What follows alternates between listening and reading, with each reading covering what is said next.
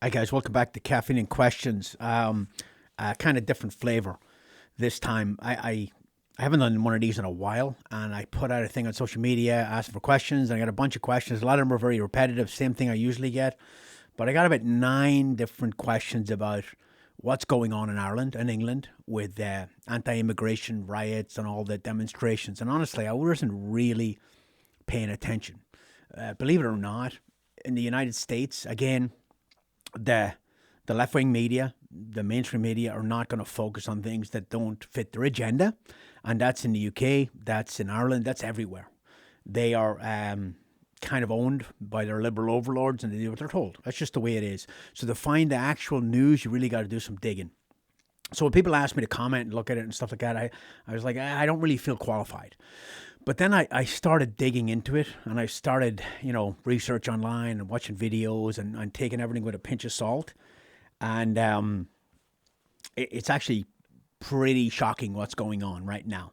And it's a pretty big deal. I remember when I came to the States first, um, there was big things happening in Ireland and Northern Ireland. I remember the Omagh bomb happened, and I heard nothing about it. It wasn't even on the news. It didn't even make the news. So American news is very insular. It's very American kind of focused, and it doesn't really focus on the world. Now the BBC World News does a little bit, but again, the BBC is owned by big corporations and all that. Look, I'm not a conspiracy theorist, and but I do have a little bit of a unique perspective on immigration. I am a product of immigration, right?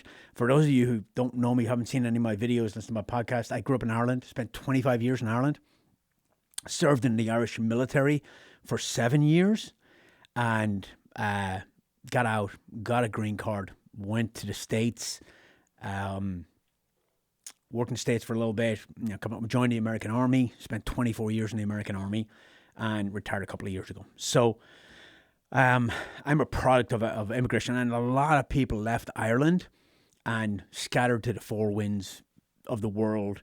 And there's Irish freaking heritage in a lot of countries around the world. Somebody told me that like 30% of Australia has Irish heritage, which makes sense because it was a prison for the British initially, right? But Canada, America, England, Ireland, like scattered all over the place because there were no jobs in Ireland when I was growing up. Very poor. The biggest export Ireland had for a very long time was its people, its young people. All right. And taking in a lot of immigrants and refugees from all over the world was not a thing. Nobody wanted to go there. There was no money. Okay. So I think that the fact that so many people left Ireland and scattered and were taken in by other countries, that has kind of fed in to the psyche of the Irish people, taking in tons and tons and tons of refugees. Um, Now, so I am a product of immigration, but here's what I didn't do. I didn't come to the United States and go on welfare. I didn't take $1 from the American taxpayer to support me. I came here, I immediately got a job. I worked construction, I worked in a moving company, I did a couple of different things, and then I went back in the military. And in the military, I've been all over the world. I fought in wars. Um, I've been to I've probably lived in a dozen different Middle Eastern countries. So I understand Middle Eastern culture pretty well. I've actually studied it in the military, part of being a Green Beret and working with other um, host nation indigenous forces is understanding their culture because you know how to, work with them and not insult them and get them to do the things you want to do. You need them to do. So I've been trained in Middle Eastern culture. I've spent a year in Lebanon. I spent probably over a year, 2 years in Iraq. I've been to Afghanistan. It's not the Middle East, but it's a Muslim country. I've been to Somalia. I've been to Jordan and Oman and UAE, and the list goes on. I've been to a lot of Middle Eastern or Muslim countries in my life. So I understand the culture very, very well. I fought side by side with Muslim soldiers. I've trained them. I've gone into combat with them. I've saved their life. They've saved my life. Okay? So that's we all come at kind of things like this from a different viewpoint. And, where you sit is where you stand. And we're all tied to our history and how we were raised and all that kind of stuff, right? So I'm just going to give you my take on what's going on now and it's all over Western Europe. Some countries have been hit much, much harder than others, but the reaction of the government is quite shocking, but really shouldn't be. So let's talk about England first, right? The United Kingdom has been taking in massive amounts of immigrants from all over Europe, or all over the world for many, many years. It didn't come quickly, right? In 1980, I think that the white English population in London was something like 80 or 90%. Today it's like 30%. Okay. And if you go like I did, I went to America. If you go to another country that's gracious enough to take you in, then you assimilate, you follow the law, you contribute to that country. You don't break the law. You don't try to bring your own culture with you. There's nothing wrong with having there's Irish neighborhoods in New York and Boston still that have mostly Irish Americans in there, and there's pubs and Irish bakeries and all that. It's a little different. That's not taking anything from the American citizens that are there. By the way, I do not consider myself Irish American. I'm an American. I came to America a long time ago. I fought for this country. I'm an American of Irish heritage, right? I don't like these hyphenated nationalities. I don't think it helps, but that's just me. It's my opinion. So I when I say I'm going home, I don't mean I'm going to Ireland. I consider home to be the United States. I live in North Carolina. So you're always going to have these little mini cultures and stuff. There's Irish neighborhoods, there's Italian neighborhoods, and all these things in the United States. However, they don't try to change the system and the laws and all that kind of thing. Having seen countries around the world, and I was in Somalia in 1994, right after the Black Hawk Down. I was there as a contractor, security contractor. It was like a post-apocalyptic world, but they were still stoning women to death in the 90s for adultery. That's a cultural. So this multiculturalism doesn't work, because when cultures are vastly different, sticking them and then getting them together and expecting them all to bend to the other one's will is just never going to happen. It's no different than the American military going into Afghanistan and telling the Afghans now they have to let women drive and they have to let women vote, about women in school. It's their culture that's been there for a freaking millennia, right? You can't go in and put an American solution on a Middle Eastern or an Afghan problem, and it's no different. You bring in lots and lots of immigrants. You bring in immigrants from Eastern Europe and all that, a kind of similar culture, right? A lot of Polish immigrants went into Ireland and did very, very well. But when you bring in people that are a vastly different culture, there's going to be problems. Now, you put on top of that welfare state that's already stressed, that is not taking care of its own population, one thing. And then you bring in people who have a different culture, different language, different work ethic, and they can't get jobs, and all the things follow from there, like crime. And in England, it's not like in England and Ireland this happened overnight. This has been going on for a decade. It started with Tony Blair in England when he got elected. I think it was 97. He started this whole process. In Ireland, I think part of it was the Irish people welcome immigrants into their country, right? Now, so if you want to look at who's to blame if you're in Ireland right now, then you need to look in the mirror, because you should have seen this coming. It didn't sneak up on you. But, and they say, well, we didn't know. Well, take a look at Sweden. Sweden was the success story of Europe. It was a nanny state of socialism, cradle to grave, government takes care of everything. And it actually worked, and it worked quite well. But it only worked for certain reasons. And my wife is Swedish, so I know. Swedish people, very law-abiding, very hard-working. They're very, very law-abiding people. And when you're out of work, if you're between jobs in Sweden, the social welfare state will give you as much money as you got when you worked. And it was to keep your standard of living, for a couple of months until you got a new job, right? You weren't supposed to live on it for years. And then you get all these cultures coming in, and your kindness and your compassion is seen as weakness to them. Okay, and they're going to take and take and take until eventually you have to say no because your country's going down the tubes. And when you say no, riots start and bombs start going off and people start getting, that's the way it goes, right? So Ireland and England and other countries should have been looking at Sweden as a template of how this is going to go. Sweden had low crime, great public services, great education, great hospitals. It was the success story of Europe. And now it's one of the murder capitals of Europe. Gangland violence with hand grenade attacks, AK-47s. And the media are complicit, right? The media are not going to report in Sweden that a woman was raped by a Somali immigrant. They'll say she was raped by a man. They won't do it, right? Because they're afraid of, egging on racial tensions, right? So they hide all the stats, and they did for years and years. They hid the stats of what this was doing to the culture, okay? But the politicians and law enforcement knew what it was, okay? And it's the same in Ireland. This was going on for years and years and years, and people ignored it. Now, I know Irish people fairly well, and when I started doing my research, I talked to some people in Ireland. I tried to really dig down on it. And Irish people have been, and English people as well, I would imagine, have been complaining about this for years. But they've been complaining behind closed doors, in the pub, quietly whispering and bitching and complaining, because they don't want to get labeled as a racist, or right-wing, or a Nazi, or a bigot, and all these buzzwords they use, and you'll see in the comments now, people will be calling me a racist and a bigot, right? But all these words that they use is a control mechanism. What made me do this video was I did a post about, I do some Irish history stuff, and a guy put a post on there, and he said, hey, what do you think about the riots going on in Ireland about anti-immigration? And somebody else posted, there's no problem, it's just the usual bigots.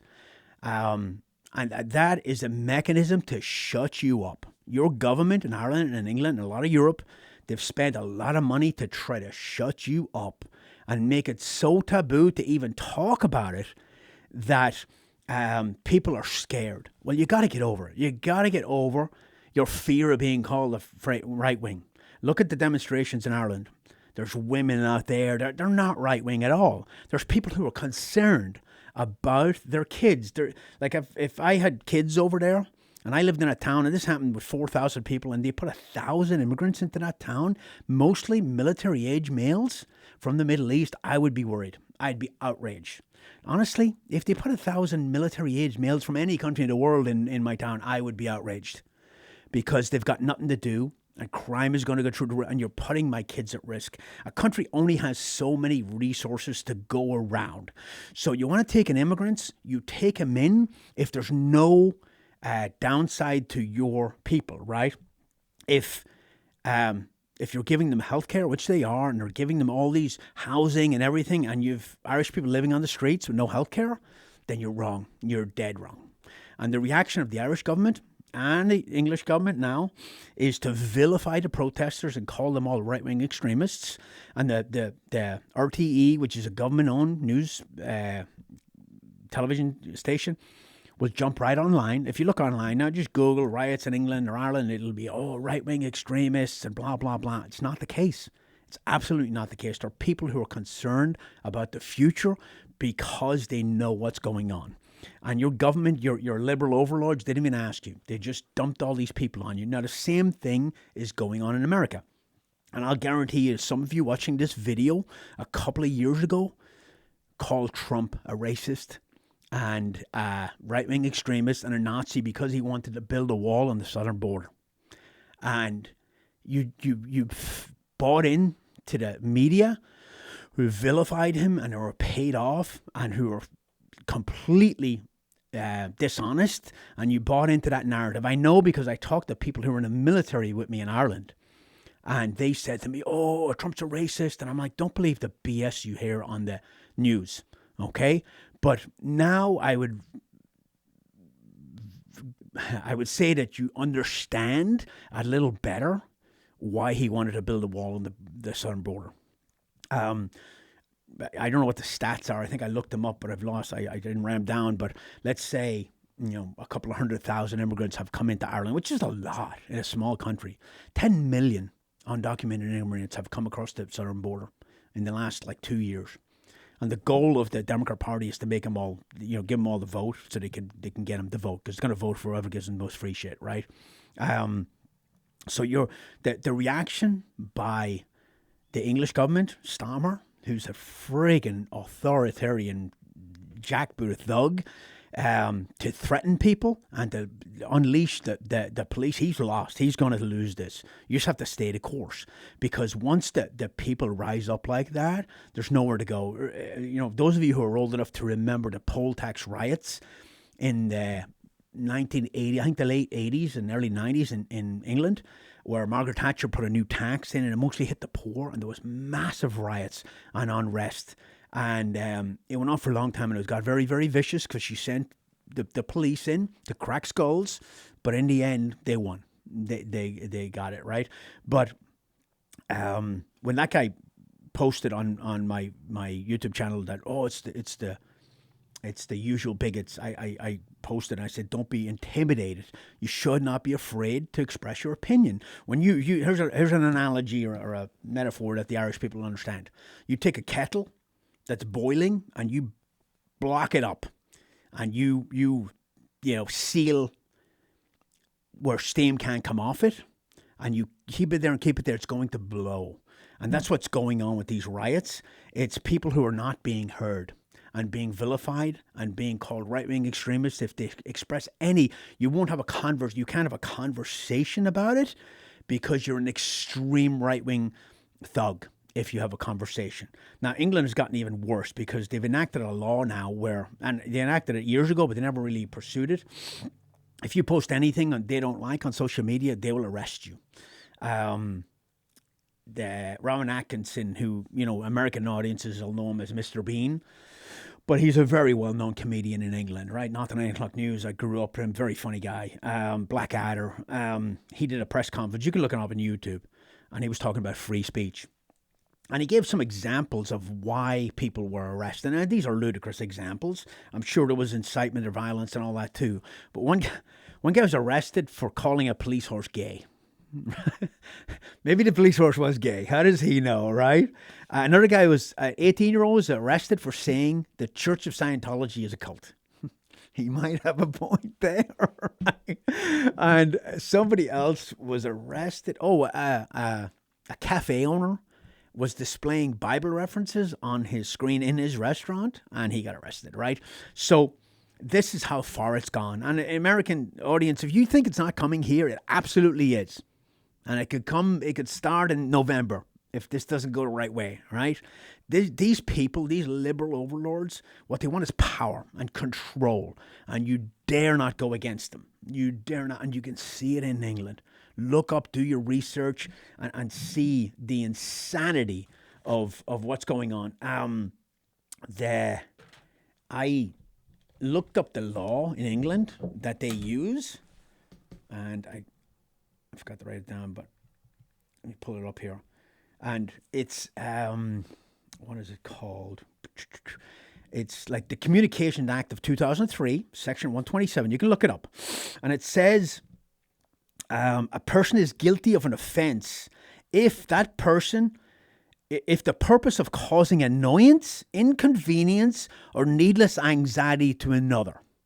Annoyance, inconvenience, or anxiety to another. So if you post on social media and it annoys somebody, they can report you and you can be arrested. That's insane. That is Stalin right there. Something like 3,000 people in England have been arrested. Only like 300 have been arrested in Russia for stuff like this. So England has got to turn a corner, and Ireland should look at England and see where you're going if you don't put a stop to this. And America should look at Western Europe and see where we're going if we don't put a stop to it, right? Now, if I was in England, I'd be arrested. It's funny, the English commissioner came out and said he was going to extradite Elon Musk. Get over yourself, man. Dream on. I love Elon Musk because the UK government put a post out on Twitter, which is now X, and it was saying you will be arrested if you post on this platform, and Elon Musk deleted their account. And Gavin Newsom, who, if you know anything about politics, you know what a lunatic that guy is. Elon Musk did a parody, and Gavin Newsom posted on Twitter and said, this should be, illegal. I'm going to enact a law that makes things like this illegal. And Elon Musk said, I checked it. This is paraphrasing, but I checked with world-renowned lawyer Sug on these nuts. And he said it was good. He doesn't care. But that's how you have to treat these freaking lunatics, right? You can't let them away with this. But that law, a person is guilty of an offense if, for the purpose of causing annoyance, inconvenience, or needless anxiety to another, sends by means of public electronic communication network, blah, blah, blah, blah, blah. So who decides what? These are the thought police. Who decides what is hate speech and who decides what's annoying? And it is, I'd love to say, in that case, said we'll extradite Musk to the UK and imprison him. I laugh at that. But again, if the election goes a certain way, and I hate talking about politics because it's always negative, but if the election goes a certain way, do you think it's beyond the realms of possibility that a certain party would use that as a mechanism to get rid of their political enemies? Think about it. So Ireland, you made your bed, you voted for these guys, or you didn't vote for anybody and you just sat it out. Now, I know a lot of the parties are the same over there, and it's 6 of one and half does of the other. You need a nationalist party who puts your country first and puts your citizens first in everything. That's not racist. That's common sense. That's what needs to be done. That's what Trump tries to do. But the media vilify Trump and call him a racist. The attempted assassination on Trump was like 3 weeks ago. I haven't heard anything about it in weeks. Where's the investigation? Where's the freaking facts about what happened? So people are asking me about it, as a sniper and all that. Number one, that kid wasn't a sniper. He was just some fucking mentally disturbed kid with a rifle. You don't have to be a sniper and have training in counter sniper and all that kind of thing to understand that what happened has massive red flags. And I don't like jumping to conclusions. I like to wait until the official report comes out. But if it comes out from the FBI, I don't know if we can trust it. But massive problems. I do know that if that bullet had struck Trump and killed him, then all hell would have broke loose in this country, because there's a massive millions and half the country would think that, well, they tried this, they tried to indict him, they tried to impeach him, they tried this and this and this, and nothing worked, and then they just killed him. So we will never get another president into office that shares our values. So that's what half the country would think, and it would be horrible. So thankfully it missed. The media tried to spin it, but there's crazy shenanigans going on, and it's a very, very dangerous time right now across the world. Some of the soldiers I trained with and I worked with in the Middle East were great guys. I just wouldn't want 1,000 of them moving in next door to me. Okay, some of them have come here, and I know them personally.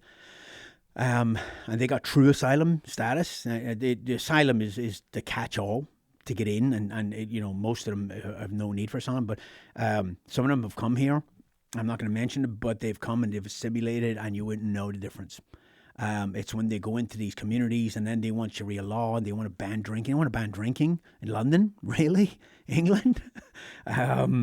And there's honor killings and all this stuff going on, and it's just, it has to be stopped. And you can't be afraid of being called a racist or a bigot or a right-wing extremist anymore. You can't sit on the sidelines. You've got to get involved, okay? Because they can't get away with this. Let me look at some of the other questions I got real quick.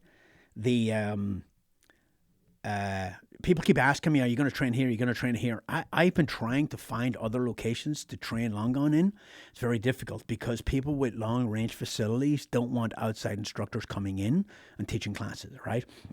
Which is understandable. So I've emailed a dozen, and most of them don't even get back to you. They just ignore you. If they do, they say, hey, we have our own classes here. I say, yep, fair enough. That makes sense. I think it's a little short-sighted because I would bring in a new kind of demographic, new people, and they would probably keep shooting and join that club. And I would help them with their social media if they let me train there. But hey, it's their range; they can do whatever they need to do. Long range rifle in Utah and Wyoming, too far away. I try to keep to the East Coast because I don't want to fly and I don't want to drive all the way out. The last time I drove out to Utah, the drive home kicked my ass, and it took me a week to recover from it. I am starting now to this Sunday. Tomorrow, I start at Robin Sage as a G chief, guerrilla chief for Robin Sage is the culmination exercise at the end of the Q course. So I'm going to go out there tomorrow. They're in scenarios for the week. I'm going to kind of observe, but my goal is to get in there and work Robin Sage. I do have, and then in September, I go work for the Marine Corps as a sniper instructor in Camp Lejeune. I have a class, a long-range precision class in October in Sawmill, South Carolina. And in November, I have one in Georgia. And that'll be it for the year, right? And I don't know if I'll do any classes next year. I like teaching, the teaching portion. It's all the other crap I have to do to build it up and get, social media and all that annoys me. But I may not do it next year. We'll see how this Robin Sage thing goes. So if you want to train with me, you better jump on it. So you can check them out at overmatchconsulting.com if you want to come train with me.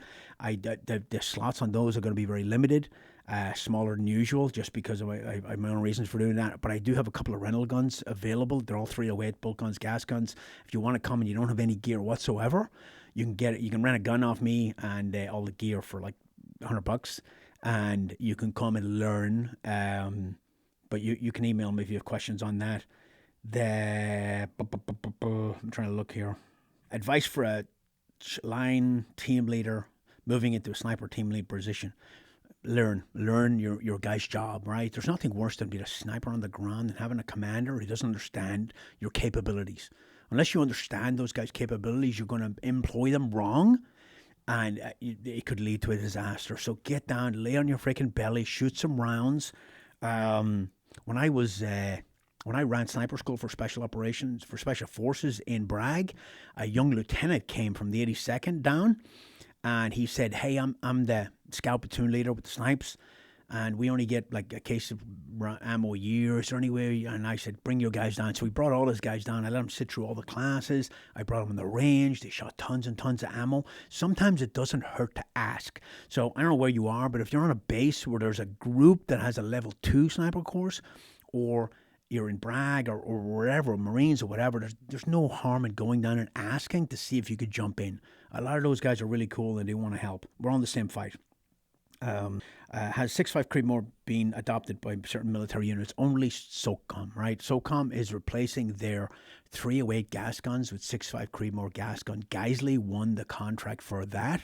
And it's called the MRGG, the mid-range gas gun. And there's two programs. There's MRGG-S, which is the sniper variant, and MRGG-A, which is a short barrel battle rifle. Okay, that has not been awarded yet. But the MRGG-S, the sniper variant, has been. That's 6.5 Creedmoor. Somebody's like, "Where have you been?" I've been taking a break from social media. What makes SUT so difficult? SUT is easy, man. It's not. Small unit tactics is easy. I'm not sure. Maybe it was easy for me because I was a staff sergeant in the infantry, but I'd need more information there. Favorite watch. This is a Garmin watch. I just got it. I think Garmin got some alien technology because their gear is friggin' phenomenal. I'm your nephew. What's your favorite memory of Dundalk? Really? I don't know who you are, but my favorite memory of Dundalk? Good Lord. I have to get back to you on that one. Should iron sights be on a carbine no matter what? Primary and offset or I don't put backup irons on a carbine. I put a red dot on it, leave it alone. I think we get over carried away, right? If my red dot went out, then I'll be able to blast fairly accurately until I move into somewhere else. But I have enough crap on my rifle without putting backup iron sights that I'll never use. That's just me. What have you been up to lately? Not much. All-time favorite firearm, HK-53. It's like an MP5, but it's 5.56. Grand Thumb did a video on it. Any chance you're doing another breakout? I'd love to do a breakout course, a week-long scenario-driven course. I don't have the marketing mechanism to sell it. I just don't. I can't fill the slots. because a week of training like that costs a lot of money and a lot of resources, and I got to book places and put a lot of money into it, and it's too much of a risk to me not to be able to sell it. Or in your class, do you go through all the ins and outs? Yeah, I go through the cash flow heavily in my class. No stone unturned. When are you coming back to Ireland? I'm not coming back to Ireland. I was going to, but now, again, this immigration thing, and I don't want to go back down. We've already beat it to death, but they're pulling these people in. They're filling up all the hotels in these area, and you can't find a hotel in a lot of them. And so I kind of put it off for now. All right. So next class is going to be October, South Carolina, November in Georgia.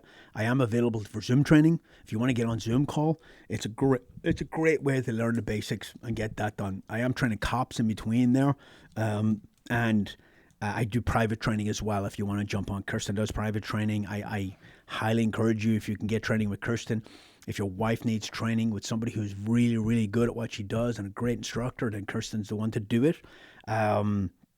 A lot of women don't like to carry a gun. They don't want to carry a gun, but it's better to have it and not need it than need it and not have it. And if you're going to carry one, you should be a responsible gun owner and know how to use it.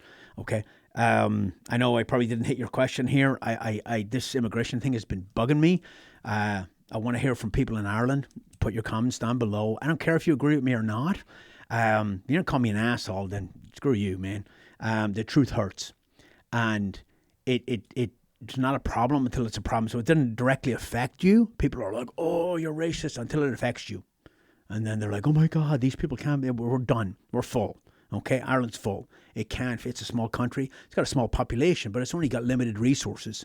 And you take care of your own citizens first, and then you worry about other people. That's just a good philosophy, right? Your own citizens, your senior citizens have paid tax their whole life. They've worked their whole life. They deserve to be taken care of. All right, until next time, thanks. Bye.